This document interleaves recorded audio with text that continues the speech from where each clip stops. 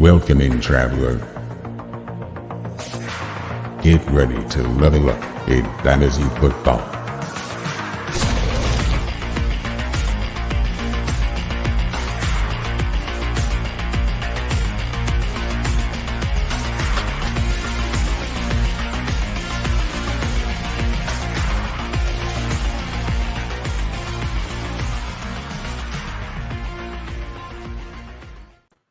Adventurers and space folk. It is a lovely crossover episode with the fantasy football universe. I am joined as always by my co-host Evan. Evan, what's poppin'? Hey, Mike. Good to see you. As always, celebrating my birthday here on the pod with you. So, where else would you rather be than talking about football and hanging out with none other than Jesse Moeller? Jesse, how are you? Well, thank you. I'm doing pretty good. I'm happy to join you guys on the show. It's been a long time coming. I know we had a little crossover last year with the fun stuff we were doing with Aaron, but never officially been on the RPG. And by the way, happy birthday, Evan. I hope you're enjoying your birthday. It's always fun, right? Yeah. We went out to lunch at work, and it's been a good time. Nice. He is now unbuyable as a running back, so I'm sorry you're over the age cliff. That's tough. Welcome to the age time. Yeah, it's tough in these streets. Jesse, take a second, tell the people where to find you, what you're up to, what you work on.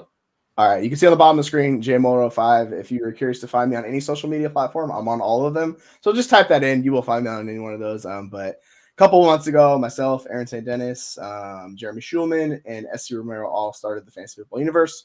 That's where all our written and video work content is at. So if you want to look it up, go to fantasyfootballuniverse.com. You can see we've done upwards of 100 rookie profiles. We're diving into mock drafts, doing all the fun stuff. So anywhere you're curious to find us, just look at the Fantasy Football Universe.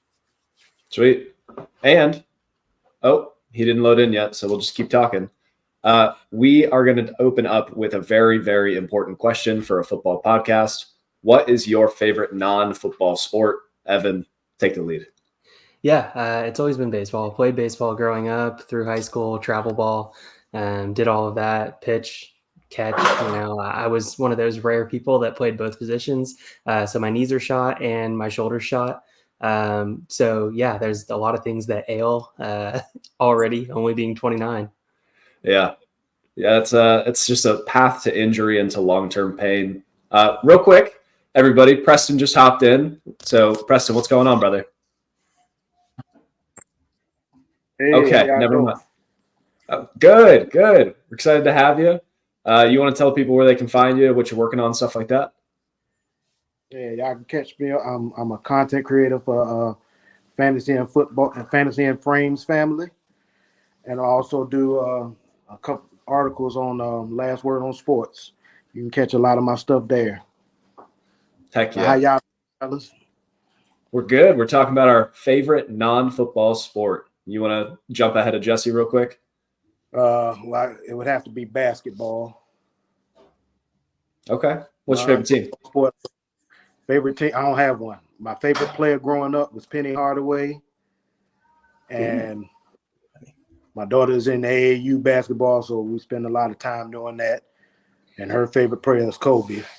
Rest in peace. She's got good taste. I appreciate that. All right, Jesse, what's your favorite non-football sport? So I'm going to give a shout out to Little Penny real quick. If anybody's old enough to remember those commercials, those were bangers in the 90s. Those were funny.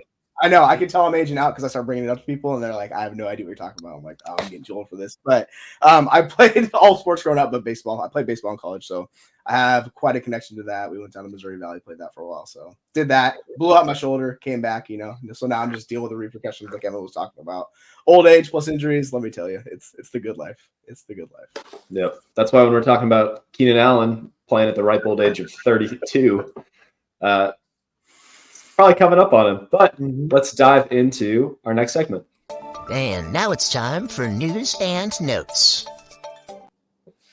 Cool. As of today, Jerry Jeudy has been extended for 3 years and way too much money for a receiver that has never eclipsed 750 yards or about 750 yards every year. He is kind of overpaid, in my opinion.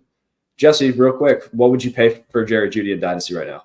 I mean, if you want to give me talk late second range picks, sure, I'll have interest because just comparing it to the players going in that range, I'm not that interested. That's kind of the fifth tier of the rookie draft where I'm kind of like, meh, maybe these guys will hit more than I want. So yeah, we'll talk late second. I'm in there. We could do that.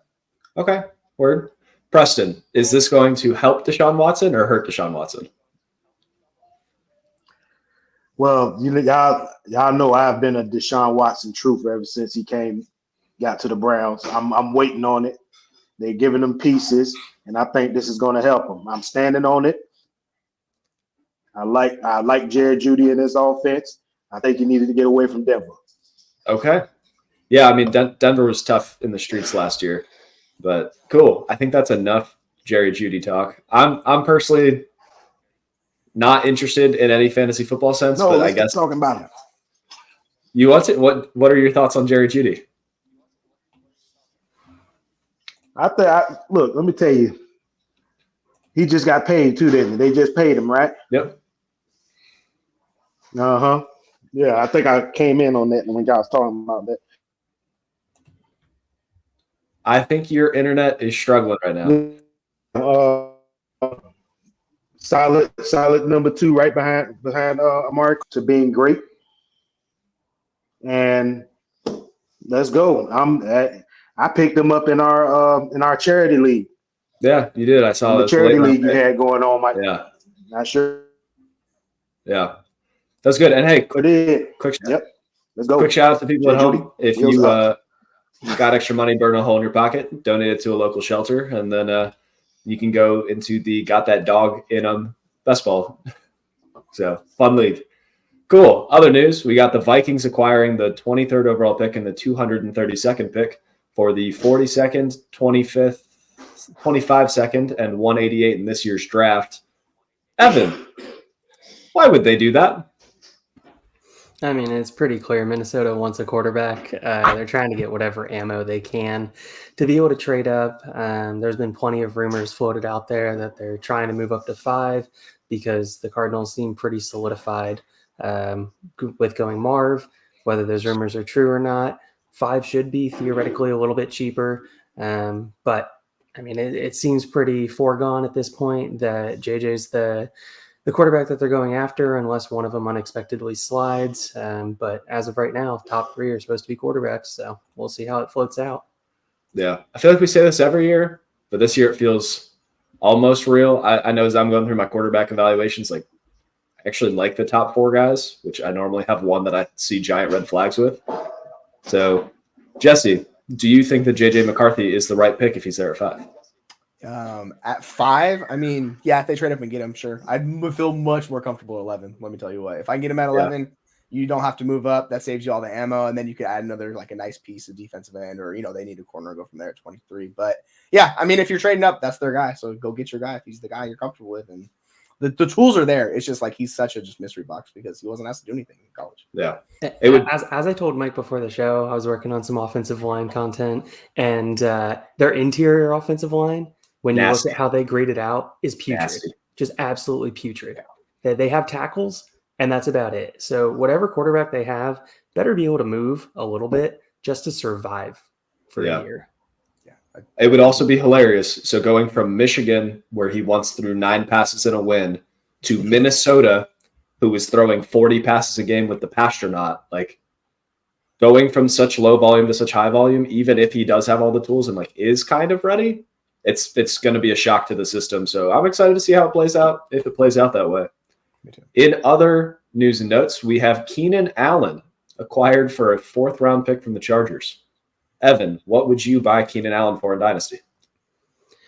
Considering I think he has the same target depth as Cole Kmet, and they're going to operate in the same space, and DJ Moore is probably going to be the deep and intermediate threat, still the number 1 wide receiver, and they're probably going to have a rookie quarterback, even if it is Caleb Williams, let's say a late 2nd.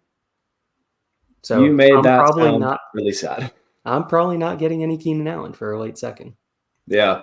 It would take a really big year from Caleb Williams, which is in the range of outcomes, but like the impact of rookie quarterbacks on their fantasy football assets, they can't go understated. What CJ Stroud did is an outlier. What Will Levis and Bryce Young did is the norm. So a little worried about that. Jesse, do you have any thoughts on the acquisition?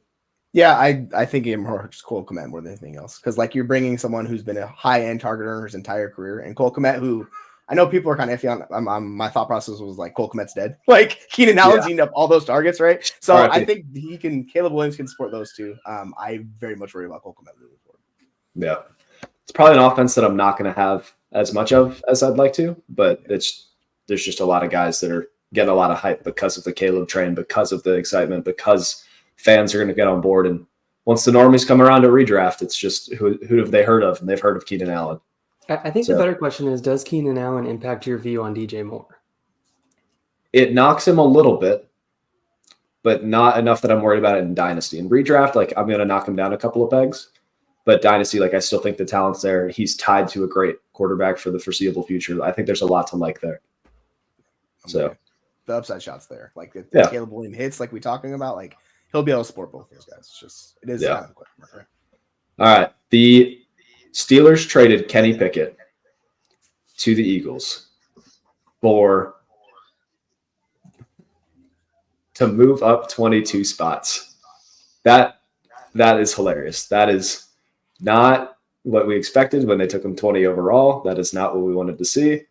But it could be worse. Evan, is Kenny Pickett going to play any meaningful minutes this year? Hopefully not, because if he does, that means Jalen Hurts got hurt, which is not a good thing for any Eagles fan out there. Maybe he'll end up playing the last game of the year. Who knows?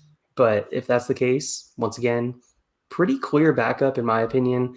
And having a first-round quarterback as a backup seems to be pretty norm in the league these days, if they've been very mid their entire career. Yep.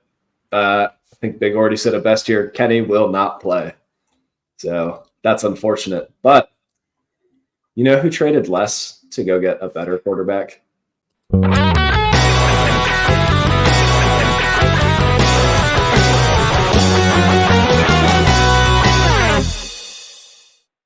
I'm fired up. I'm so excited. Too bad he's probably gonna fight in a quarterback battle for a team that wins on defense and running the ball.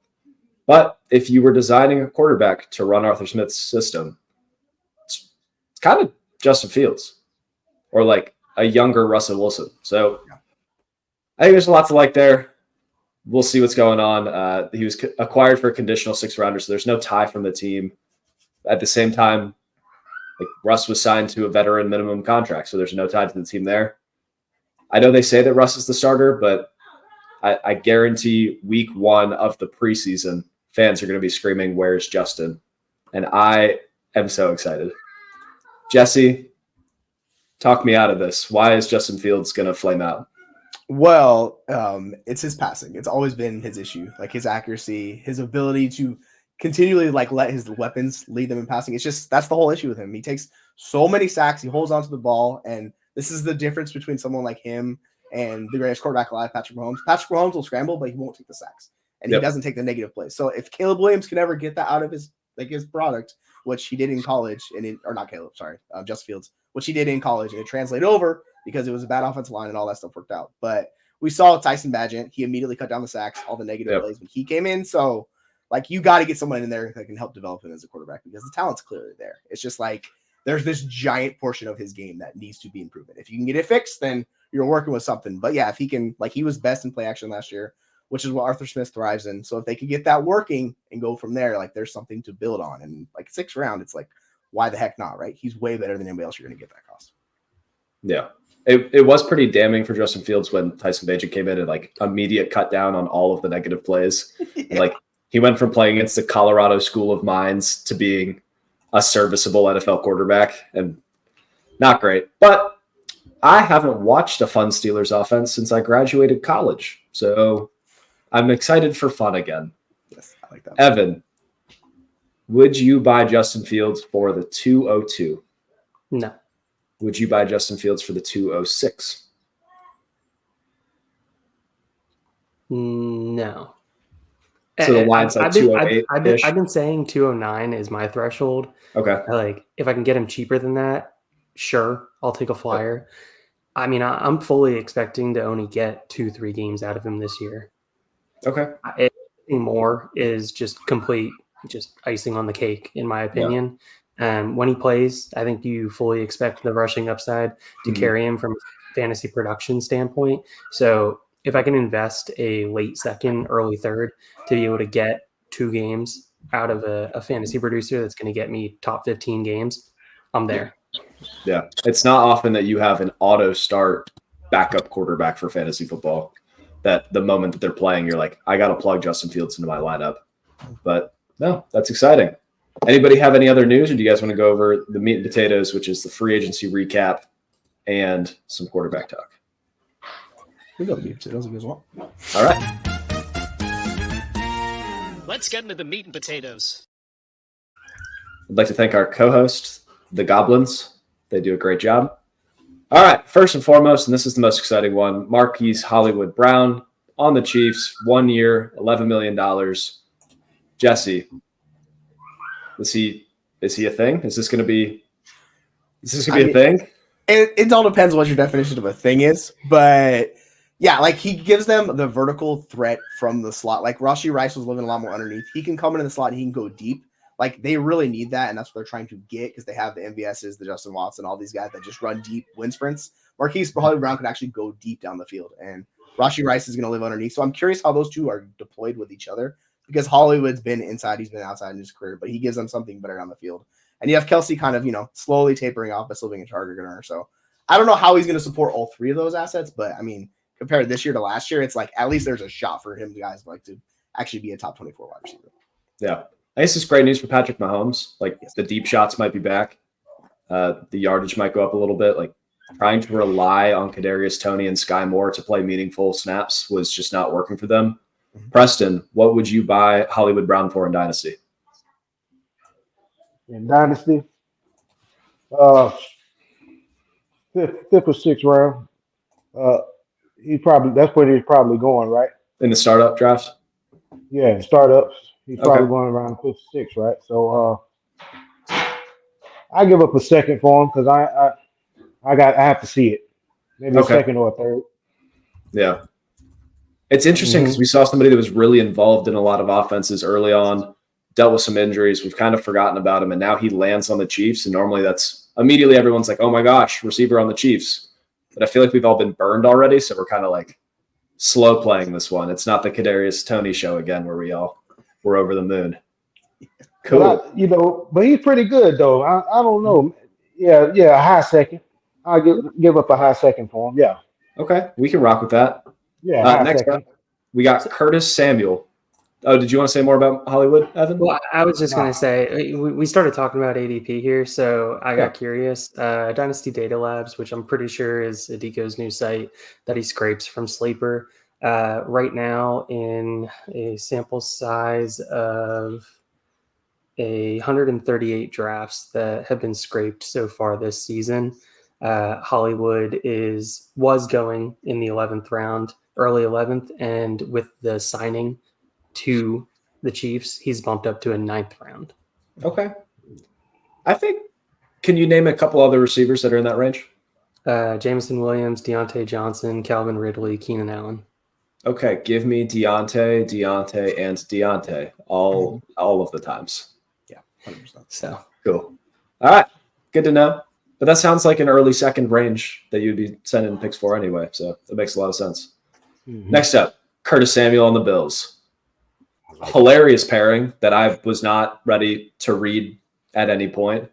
You've got a gadget guy who can also earn targets, who feels like a running back, but also this is just another weapon for Josh Allen, which I love. Is he going to be a top 30 wide receiver in fantasy? Is he going to be top 36? Like, Jesse, where do you think that he's going to fall out at? I wouldn't bet on it, honestly. I mean, I like his skill set, and Joe Brady was his OC in Carolina, so there is a connection. That's why he brought him over to play that role. It's interesting. Him and Shakir both are primarily slot guys. They're both above 50% throughout their entire careers. It's just Curtis Samuel is a more dynamic player than Khalil Shakir. So I think what you're doing is you're bringing him to replace him and kind of give more to that offense to somebody who you can, give a run here or there. You give him a little toss. You find ways to get him the ball because that offense needs playmakers. Like it's, they have a bunch of young pieces with Cook, Kincaid, Diggs is still good, but they need another guy who can give them, like a 3rd and 5, you hit a little guy on a quick little slant. That's Curtis Samuel. You can do things like that with him. So I think he adds another dimension. I just want to pour one out for Khalil Shakir because I don't think it's happening for him anytime soon anymore. Unfortunately. Yeah, that breakout's looking like it died immediately. Yeah, I think so. But Preston, do you have any ideas on like the fallout that's going to come from Curtis Samuel going there, or just Shakir's dead? Samuel gets a little bump. And it's a shame, man. Shakir shows a lot of flashes at the end of the season last year. I really liked him. But Curtis, I don't think Curtis Samuel is just a gadget guy. He showed he can do more last year with Sam Howell. He ended up being Sam Howell's best receiver, favorite target after a while. Yeah. So I mean, I think he could be on the verge of another 1,000-yard season for Curtis Samuel in this offense. Would it be another? Has Curtis Samuel had 1,000-yard seasons before? Yeah, he busted one out with Teddy Bridgewater. Remember, it was him, DJ Moore, and what's the boy name? Robbie Anderson. Robbie Anderson. Yeah, they all three. Teddy Bridgewater. I thought that was like 800, 900. Rushing. I think. He got 850, but he got 200 rushing, so he got 1,000 scrimmage yards, which is Okay. wild. Wild. So it was 850. It was 850 plus the rushing. Yep. Debo light. Okay. Light. Yeah. Yeah. That's crazy. Light. Yes. light. Like imagine the drop in name from Debo to Curtis. There you go. That's the drop off. We're talking Kirkland brand. Actually. So just real quick though, last season I was just pulling it up because I was interested. Buffalo ran 71% of their plays from a 3 wide receiver set, which is pretty interesting because that definitely makes both of them viable options in deeper leagues with Samuel and Shakir. Do you have the data with Knox before Knox got injured? That's what I was saying. I was going to say I can figure it out per game, but don't worry about it. It's all good. Yeah. Knox was hurt for a good little stretch. Yep. Cool. What do you think? Shakir is kind of a big body though, isn't he? So I mean, I wonder if you could put him on the outside. I just like Shakir. I'm sorry. I really like him. I like him too. His dad's a Marine. Shout out to the Marines. He's 6'1", 190. So he's a prototypical slot. Yeah, and I mean they're more than likely going to draft a big body outside wide receiver in the draft too. So let's hope. AD Mitchell, you are a Buffalo Bill. Let's go though. That would be electric. All right, next up we got Calvin Ridley saving the Titans from just having DeAndre Hopkins and the ghost of Treylon Burks. 4 years, $92 million. That is starting NFL receiver money. Evan, who is the top dog in Tennessee? Oh, it's still Hopkins. I mean, you look at every metric from Hopkins last year, and it was very clear that he was their guy. You look at any kind of production, any kind of air yards, and anything that really matters, especially in that offense. And then on top of it, you look at what they've done this offseason, and they've added playmakers. They've added to what they're going to do on offense with running back and adding Tony Pollard. They've added Calvin Ridley. So they're obviously trying to add skill position players. If I'm remembering correctly as well, they brought on the offensive line coach from the Browns, I think, that built that offensive line. They signed Lloyd Cushenberry, which I think is a huge signing at center to be able to anchor that offensive line. And if they go tackle, as everybody expects them to do in the draft, I mean, you could be talking about center, left guard, left tackle that's just locked down. Joe Alt and Peter Skoronski next to each other would it would feed families. It would save lives. Like, I wouldn't have to worry about anything ever again because I could just watch the Titans on Sunday dominate people. It would be so fun to watch. Think about the splits in running and the differential that you would see left side versus right side. It'd just be nasty. It'd be so fun. It's like, remember the Titans when they go left side, strong side? It's the same side. Yep. Headbutting each other. That's just Skoronski and Joe all going at it. Oh my gosh, I love it. Can I be honest for a second? I think Calvin Ridley fits in this system better than he did in Jacksonville's. Like Jacksonville was trying to use him as kind of like a deep ball threat and like only a boundary guy, like not really letting him separate that much because Kirk is, he's stuck in the role as a slot guy. Now having Ridley and Hopkins, like you're a little more interchangeable and you're able to use them and create chess pieces rather than Ridley, you're going to line up on the right side. You're going to run deep and try to beat your guy. So I love the fit. If Will Levis is good, that's going to be good for everybody. If Will Levis is bad, either Ridley or Hopkins is going to disappoint a lot of people, but their ADP is low enough that it shouldn't really matter that much. Preston, is Will Levis the guy? Give me this year. Okay. Ask me that question after this year. Okay. He definitely. God, he has a cannon. He just can't. His pocket awareness is terrible. Yep. That's my own. He gonna get killed out there, man. Yeah. You know how they say ignorance is bliss? Will Levis is very happy in the pocket. He is just filled with bliss. But, yeah, and I was looking up. I was trying to look up the target share between DeAndre Hopkins and Calvin Ridley last year. Give me a second. My computer's moving. The internet is crazy around here. all right. But I don't think they're not too far off as far as targets and their percentage of catches. So I don't. Calvin Ridley in that offense, they didn't flank him out a lot. They didn't motion him. They didn't do any. It was just like you're on the outside. And I watched a lot of Calvin Ridley because I had a lot of Calvin Ridley shares. Mm-hmm. They wasn't motioning him or anything. Just you're an outside guy. Yeah. Just important note when comparing Hopkins to Ridley, just in a vacuum, the Titans had the third least passing attempts in the league, like over 100 and some change less than the Vikings had. So when we're comparing teams like that, like the volume matters, and I think the Titans are going to unleash Will Levis a little bit more this year. We'll see how it goes. But cool, Mike Williams, the glass man himself. I was gonna say, Mike, before we move on though, I know we're gonna talk about quarterbacks later, but interestingly enough, if there was a year to take a quarterback, it feels like the Titans have a high enough draft capital right now at 7 to make the push, but they're not going to make the push because there's enough love around Levis. And you look at what they've done this offseason. I mean, if we're talking a team that wins 2 more games this coming season, goes 8-9, I mean, we're talking about a team that's in the early teens picks. I mean, trading up from the early teens to get a quarterback next year, if you figure out Levis really isn't it, is extremely difficult comparatively to coming from 7. Yeah. No, I'd love to talk about this a little bit more. Like it seems like the way to write the book on how to enter quarterback purgatory. Like you draft a developmental guy that you're not really sure about. You build weapons around him and build a better team. And then you win a couple extra games, but not enough to win anything. So unless Will Levis truly turns into what we want him to be, like this could get really ugly for the Titans for the next couple of years. Yeah, you have to luck into like the Rams did a few years ago where Stafford came on the block, and like that just usually does not happen. So I'm with you. I think they're playing a fine line right now. And if it, like we're talking about, I mean, the weapons look a lot better. The offense is going to be better. Will Levis will likely be better, but he still has a sack rate that's insanely high. Negative plays, like that's all there from college too. So same thing we're talking about. He needs to improve. And hopefully, it can happen. Both. You got it, Preston. They both were targeted 136 times.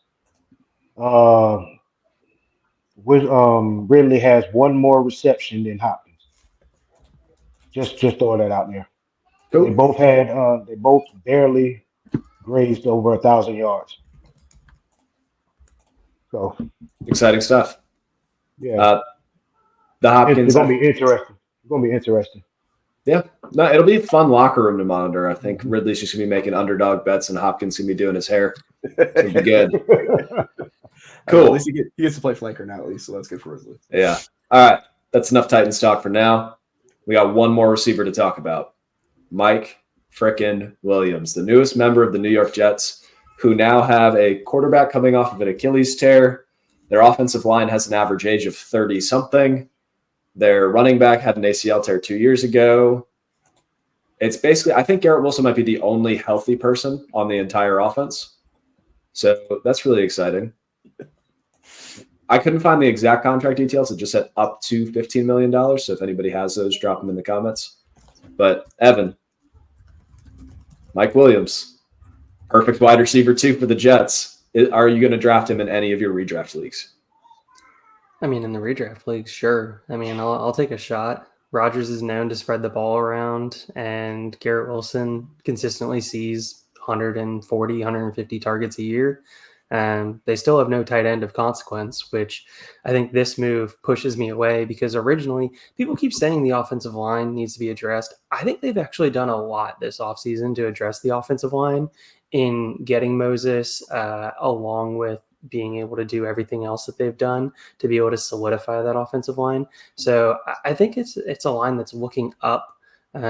Looking like something that could actually be put together. They signed Tyron Smith as well, which I think is a giant signing for them. John Simpson is meh, but he gets the job done. So yeah, I would absolutely love to see tight end still there, but I was also hoping for a wide receiver, a long-term wide receiver to be there with Garrett Wilson. Who needs a long-term wide receiver? They need a 1-year fix because that's all Aaron Rodgers has left in the tank. That's all he got left. He's got two. We have a great question from loyal fan Corey Bittner. I don't know if you guys have heard of him, but Jesse, who has more games left in the tank, Mike Williams or Aaron Rodgers? I feel like that's a pretty even. If we had an over/under, like I'm going 17.5 for both these guys. Like that's what we're talking about. I'll take Aaron Rodgers because he doesn't have to move. Like he can just sit there and say, Mike Williams has got to run, and if Mike Williams is running, you know he's going to do one of those crazy jumps, land on his back, break his ankle and his hip and everything. Yeah, Mike Williams does a really impressive job hurting his leg, landing on not his feet. Like I don't think I've ever seen him go up for a ball and come down like a normal human. But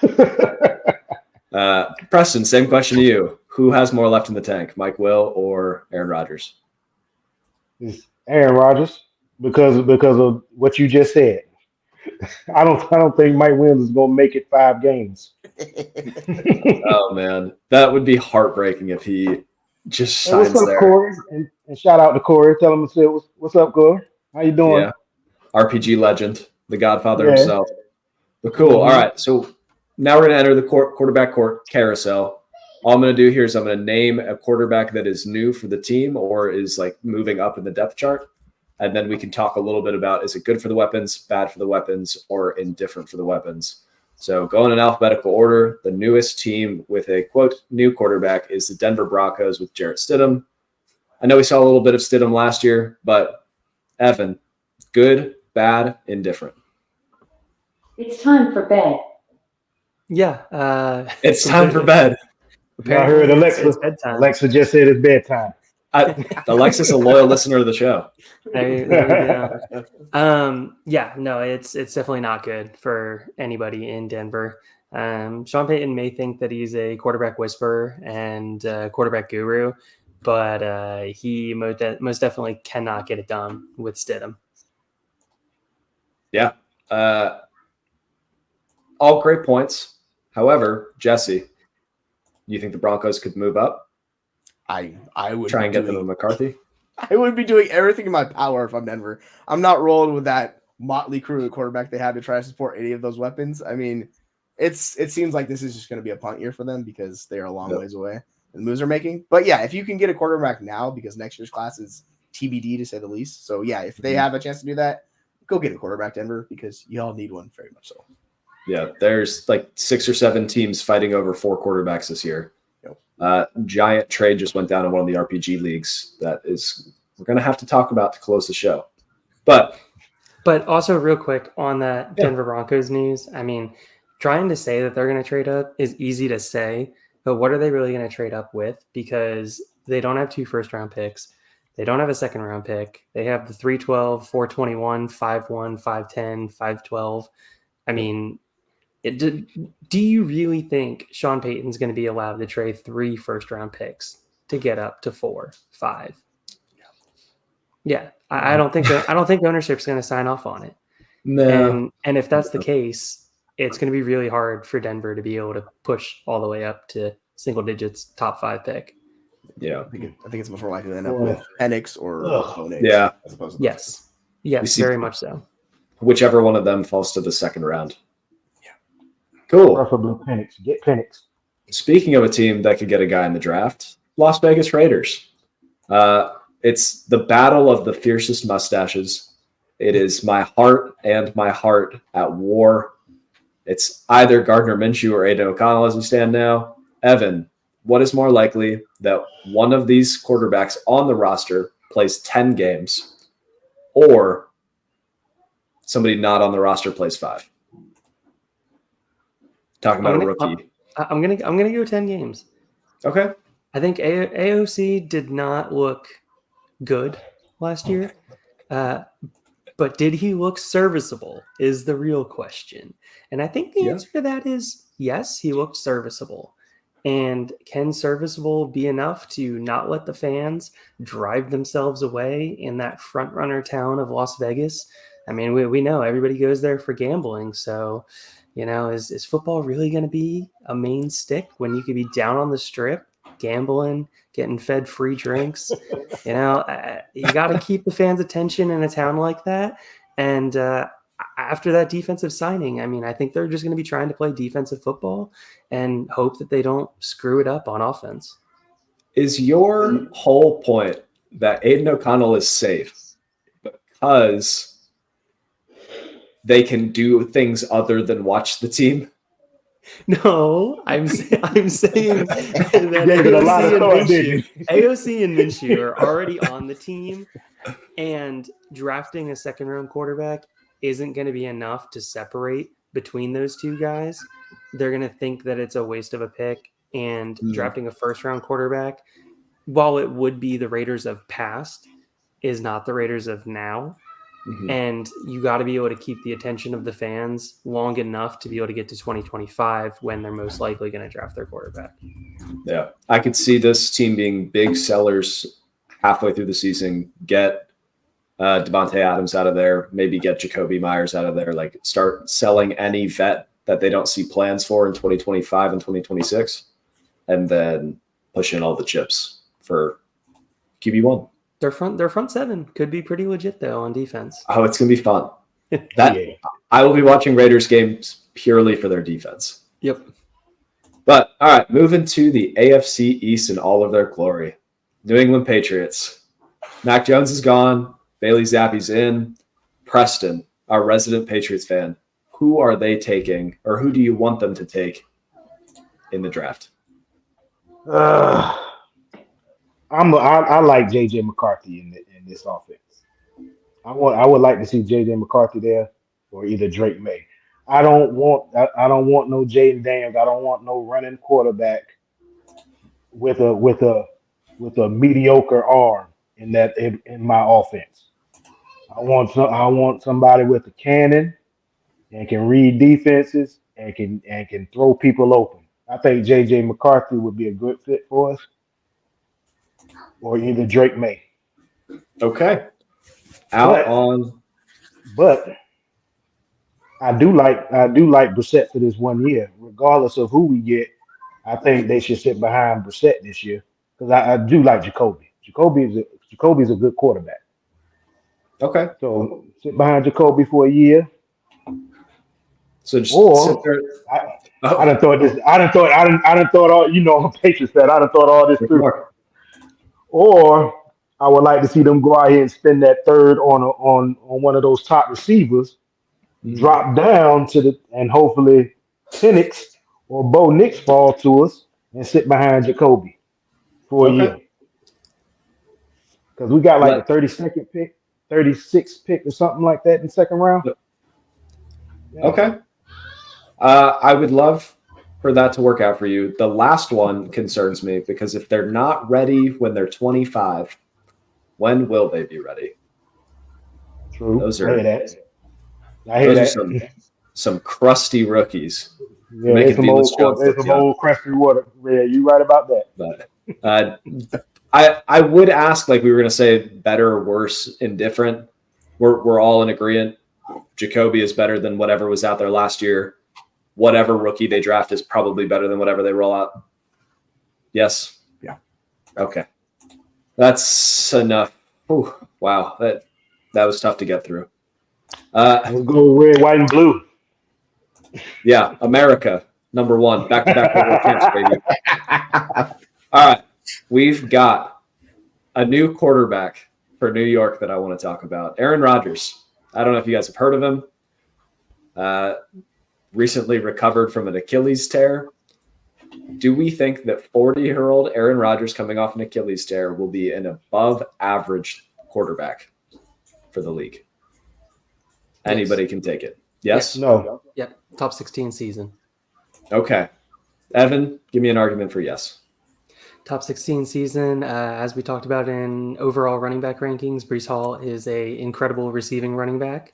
They're most likely going to be drafting another weapon at some point. Just signed Mike Williams, can be able to play for half a season. Still have Garrett Wilson and his 150 plus targets a season. And if you actually have a quarterback that can put the ball where he needs to with Garrett Wilson, could be an absolute monster season. If they get Brock Bowers or some other wide receiver in the second, you're looking at an offense that is going to have plenty of playmakers. They still have an elite defense, which means they should be able to get the ball in short field situations. And you put short field situations with Aaron Rodgers, and he's going to score points. Those are all very good explanations. So, Preston, I'd love to hear what you have to say. Yeah, you just changed my mind. All right. Good job, We're all on board. Yeah. Good job, buddy. Yeah, you It'll just be changed good. my mind. Aaron Rodgers, even at this age, like there's 5 or 6 teams that we know are not going to be good at quarterback. And then you think that Aaron Rodgers, with the weapons and the situation that he's in, he's going to be able to put it together.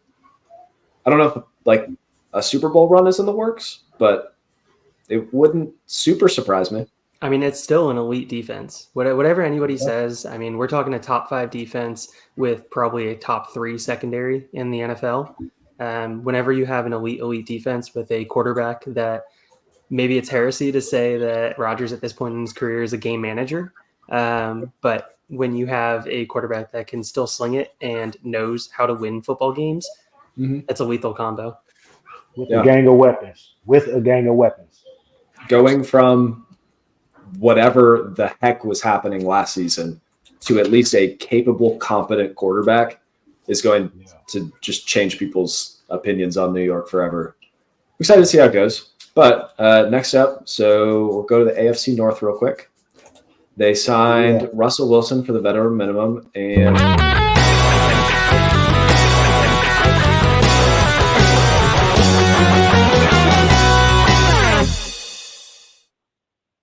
Justin Fields is a Pittsburgh Steeler. It's a good time to be a Steelers fan. I'm fired up. Can't wait for us to go 10-6-1 and get bounced in the first round of the playoffs.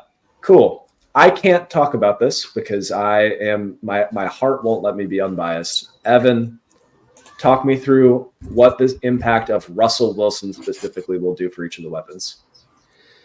Well, I mean, Russell Wilson's a deep ball threat, and what did George Pickens love to do? You put those two things together, and it makes me really think that he's going to be the Cortland Sutton for that offense. Cortland Sutton to Russ, like he was over in that offense. So, yeah, I'm really excited for Pickens. Do I think that they're going to go a wide receiver in the first or second round, though? Yeah, I very much think that they're going to go wide receiver in the first and second round. Yep. Arthur Smith loves to have play action. He also loves to screw over anybody that's not the wide receiver one, and even the wide receiver one at times in his offenses. So, yeah, it's going to be high volatility. But if anybody has hope in this offense, it's definitely Pickens. Russ thrives in play action. I mean, Fields thrives in play action as well. So, yeah, pushing the ball downfield, it should be a shot offense, which should be a lot of fun. Yep. Great best ball volatility. Would be really exciting with Russell Wilson. Important note, Arthur Smith loves his tight end too, so it's Darnell Washington season. Hope you're all on board for it. But, Jesse, walk me through. So let's pretend Russ gets kicked out of preseason. It's Justin Fields to start the year. What does that mean? Boy.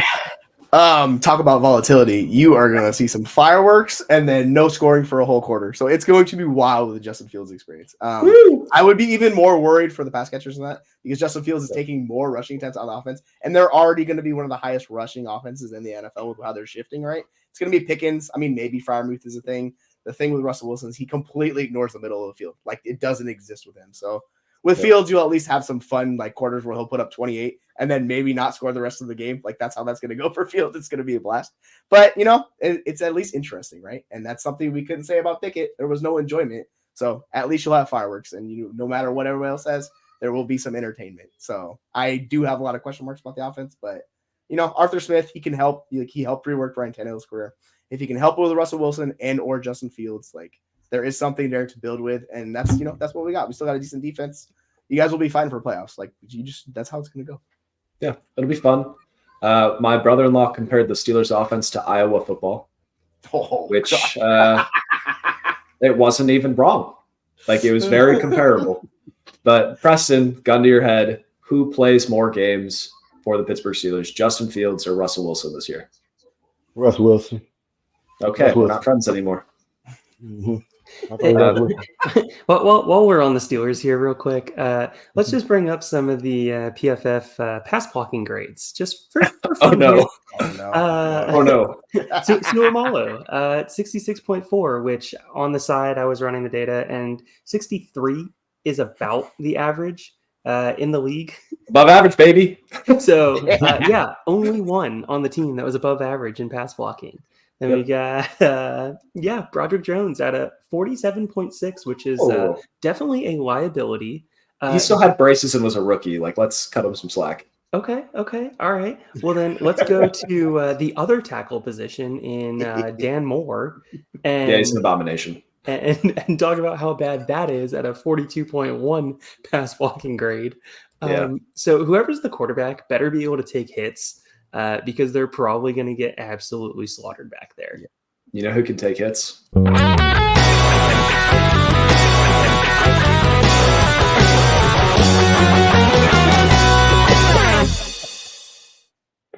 Okay. Just as I was going to say, you started playing that. I was like, "Don't you put Justin Fields back up there, Mike?" And then just that's the last time I'll do that for at least 10 minutes. Let's move on to the Chicago Bears, who unfortunately decided to move on from Justin Fields.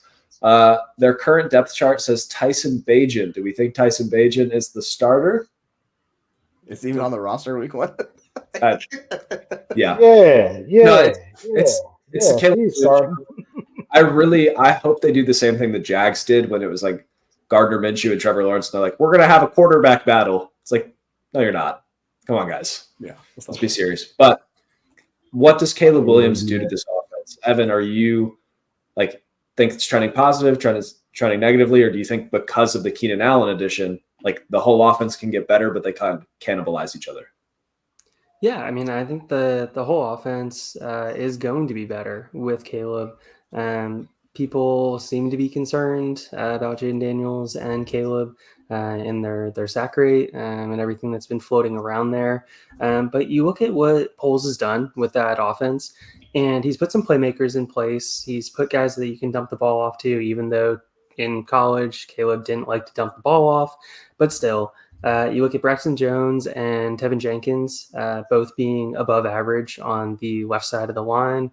You look at Darnell Wright coming into his own on the right side. Nate Davis was an absolute abomination of a free agent signing.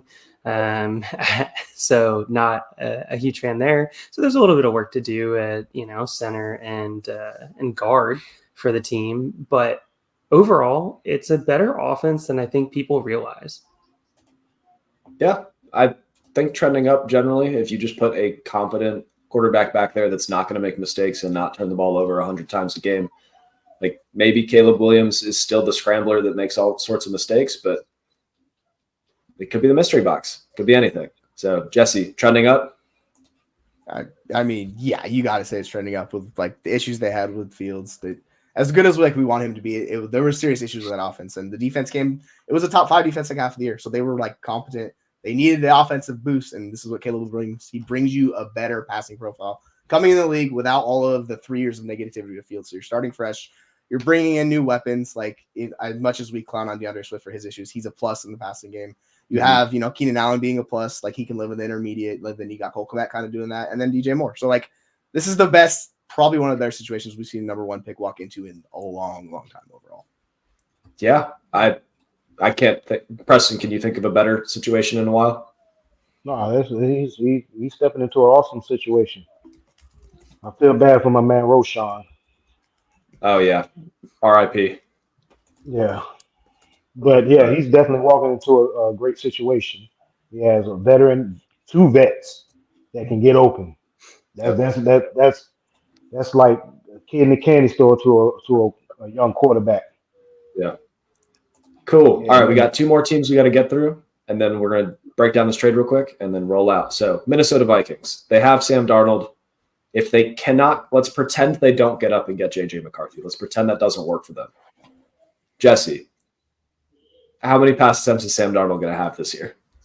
I will say less than 200 because there's going to a point in time where Sam Darnold has a Sam Darnold game and Justin Jefferson's just going to be like, just trade me right now. So, like, if I'm Justin Jefferson, that red flag is going up. I'm like, if you start this man, get me off this roster. We've seen Sam Darnold his entire career. The red flags are still there. We're at, like, start number 100 almost his entire career. He has not given us enough to, like, be competent. And, though, I mean, it's still a good passing offense. Like, they have the weapons there. So, if you're going to roll with Darnold, it just feels like you're wasting a year, honestly. So, I'm not too thrilled with that. Cool. Preston, if they do get McCarthy, sit him behind Darnold for a couple of games? Or how long do you think it takes before they scream? No. Throw him in there. Yeah. Okay. Well, you don't want nobody sitting behind Darnold. Who's he learning from? Who he learning from?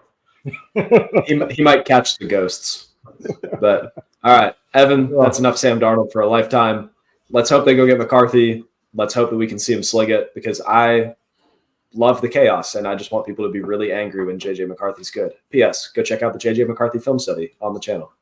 All right. Wait. If Sam Darnold starts this year for them and plays all the games, he's going north of 500 attempts.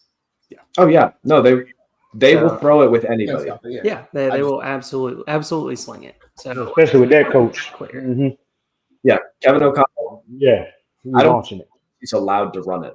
Like it'll be 3rd and 1. He's like, all right, 4 verts, let's go. Yeah. And let's remember Hawkinson's out for a sizable chunk of the season, which means you're left with Jefferson and Addison. And frankly, there's really just one guy getting targeted in that offense. Don't forget Aaron Jones can catch. Don't forget Aaron Jones gonna catch about 50 balls. Sure, he can catch out of the backfield. Commanders, real quick, trend up. We think that the rookie that they draft is going to be better than Howell. Yes.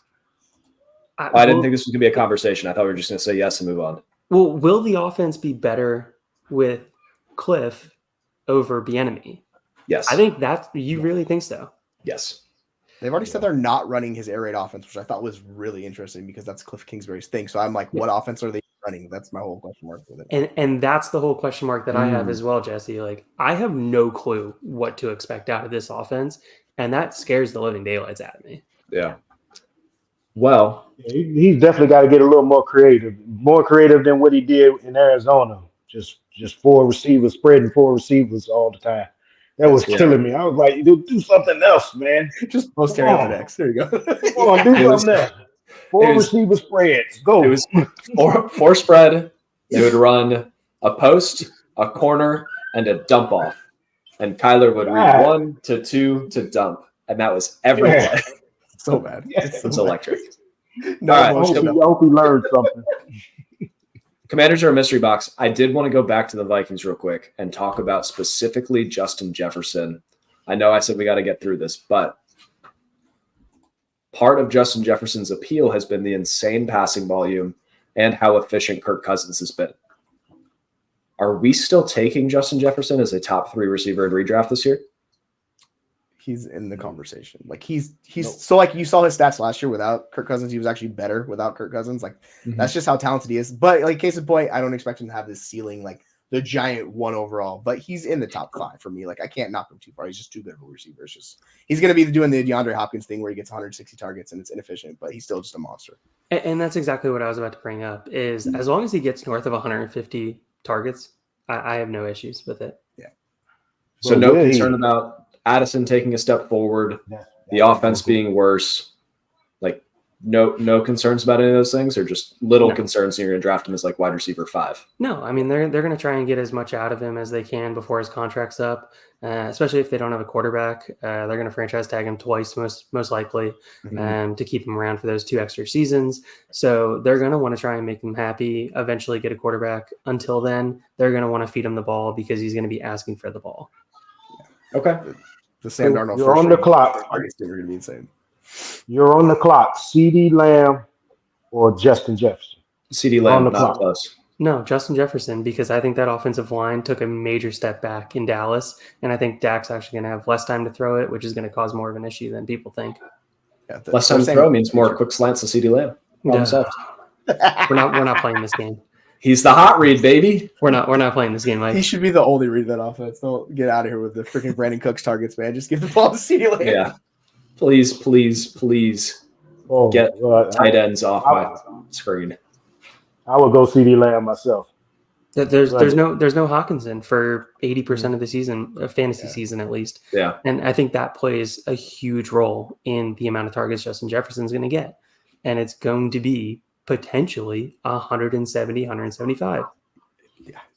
It's going to be frustrating, but he's going to have a massive number of targets. Yeah. Yep. Cool.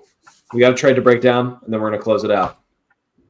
This just went down in RPG Nights, which is one of the leagues that is run by the RPG squad. So it was DeAndre Hopkins, Christian McCaffrey, and the 107 for Josh Jacobs and Justin Jefferson.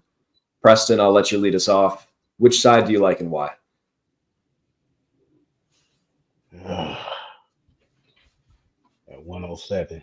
I like the Josh Jacobs and Justin Jefferson side. Josh Jacobs is going to get off in this Green Bay offense.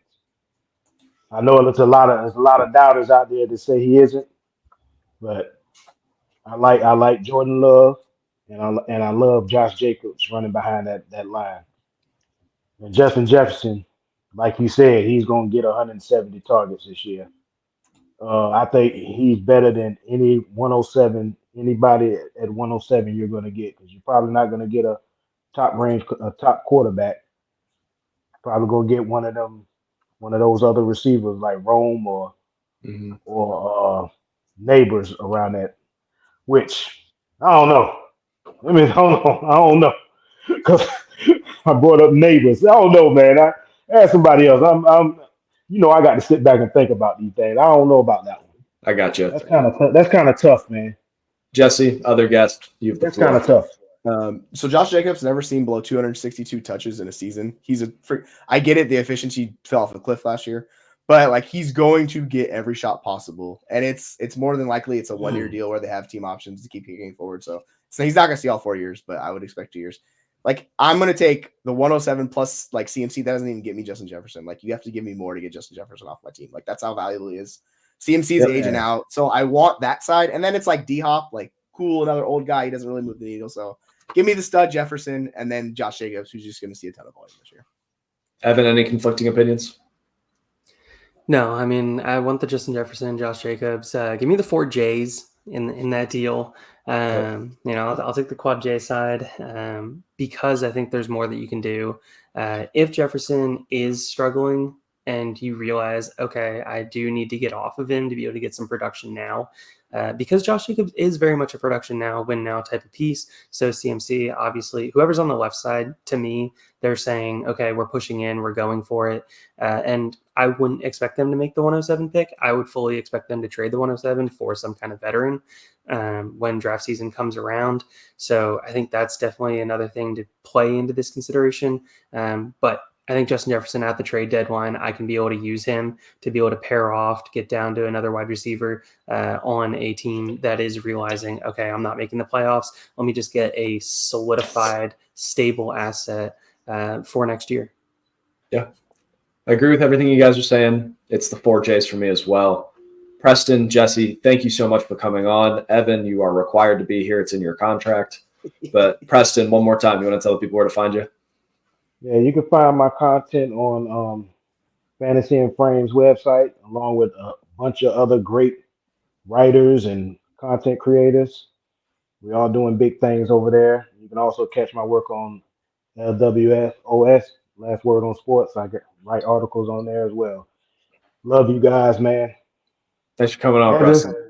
Evan, we still got some business to take care of. All right, there'll be trade talks after You too, this. Mike. Yeah, You too, Mike. I'm waiting on a counter, brother. But Jesse, tell the people where to find you.